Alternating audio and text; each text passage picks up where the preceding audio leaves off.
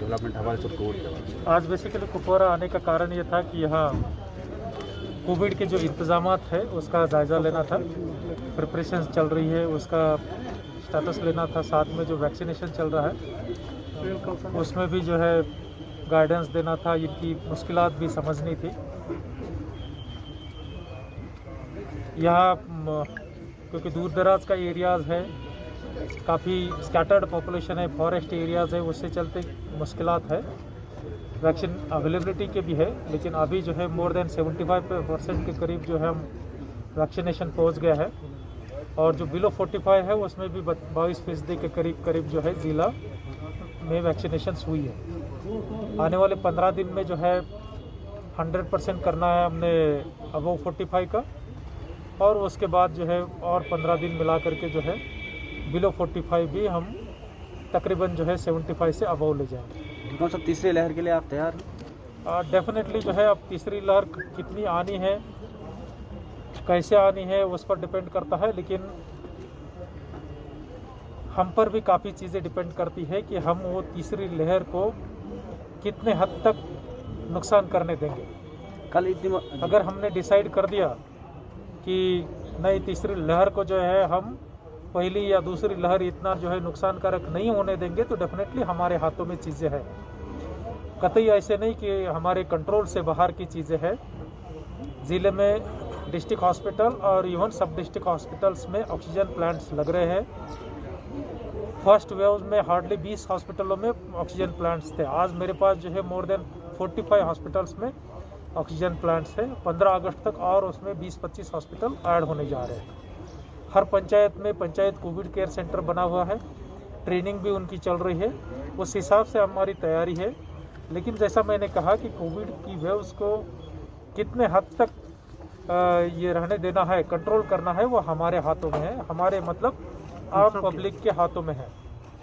आम पब्लिक के हाथों में इस तरीके से है कि अगर वो मास्क पहने, सोशल डिस्टेंसिंग का ख्याल रखे और हाथ की साफ सफाई रखे, तो डेफिनेटली जो है कोविड की थर्ड वेव्स या इवन कितनी भी वेव्स आए तो भी हम उसको सक्सेसफुली फेस कर सकते हैं। ये साइंटिफिकली प्रूवन है।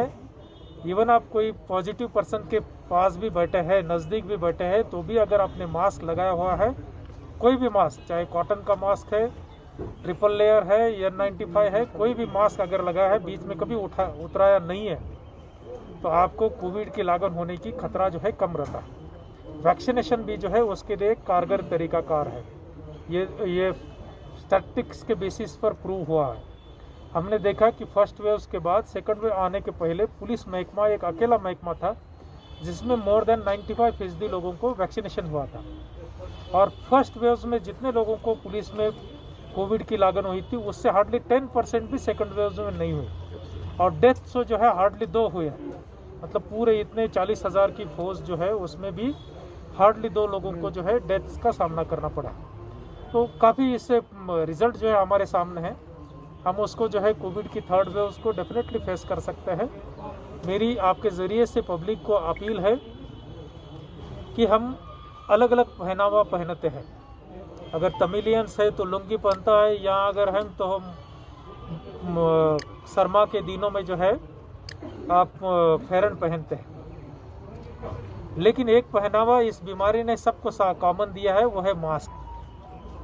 मास्क अगर हमने यूनिवर्सलाइज किया, हमारे हैबिट का पार्ट बनाया, तो डेफिनेटली ऐसे कितनी भी वेव्स आए हम उसको सक्सेसफुली फेस कर सकते हैं। बिल्कुल साहब, कल ईदगाहों में नमाज के लिए लोगों को इजाज़त मिलेगी? डेफिनेटली रिलीजियस क्या रहते हैं, जो एक्टिविटीज़ रहती है उसमें हम थोड़ा सा इमोशंस होते हैं। गवर्नमेंट ने सेकंड वेव के बाद ये सोच समझ करके फैसला लिया है कि कोई भी रिलीजियस गैदरिंग जो बड़े पैमाने पर होती है उनको अलाउ ना करें। चाहे बाबा अमरनाथ जी की यात्रा थी, या हमने जो रमज़ान के बाद जो ईद हुई वो है, या कल जो आने वाली बड़ी ईद है, क्योंकि उसमें बड़े पैमाने पर लोग आते हैं और कंट्रोल करना मुश्किल जाता है। उससे चलते जो लार्ज स्केल पर कॉन्ग्रीगेशंस होती है, प्रेयर्स होती है, वो नहीं होगी। हम जैसे अब तक डिसेंट्रलाइज तरीके से करते आ रहे हैं, चाहे घरों से है, वही तरीके से हम प्रे करें। डेफिनेटली जो है हमने हमारे प्रेयर के साथ साथ एक्शंस के को भी अगर जोड़ दिया तो डेफिनेटली जो है अलमाइटी अल्लाह हमें ब्लेस करेगा कि आगे ऐसी मुश्किलात का सामना न हो। बिल्कुल सर, आखिर पर एक सवाल के अगर एक तरफ इंतजामिया वर्क कल्चर को बेहतर बनाने के लिए बुलंद बुलंद दावे करते हैं, लेकिन कुपवाड़ा जिले की अगर हम बात करेंगे, यहाँ पर अफसरान की कुर्सियाँ खाली हैं, एक एक ऑफिसर को 4 चार्जेस दिए गए हैं, तो काम का निपटारा कैसे होगा? पूरा लोड एक ही ऑफिसर पर पड़ जाता है, तो मुझे डीसी साहब ने बताया कि लेबर महकमा है, DIC है, ऐसे कुछ एक डिपार्टमेंट्स है जिनको दूसरे ज़िले का भी चार्ज है। खुसूसन तौर पर बारामूला के अफसर को यहाँ चार्ज दिया गया है। अगर वो डायरेक्टरेट ऑफिस से दिया गया है, मैंने उनको बताया कि वो अगले हफ्ते ही, इस हफ्ते में ही जो रिमेनिंग वर्किंग डेज है उससे पहले यहाँ के लोकल अफसर को चार्ज दिया जाएगा। अगर वो सेक्रेटरीट से दिया गया है तो कंसर्न एडमिनिस्ट्रेटिव सेक्रेटरी से मैं टेकअप करूँगा कि यहाँ का जो भी सुटेबल तहसील लेवल का अफसर है, ब्लॉक लेवल का अफसर है, उसको चार्ज दे दे, अगर जब तक कि फुल प्लेज्ड अफसर नहीं है। Thank you sir.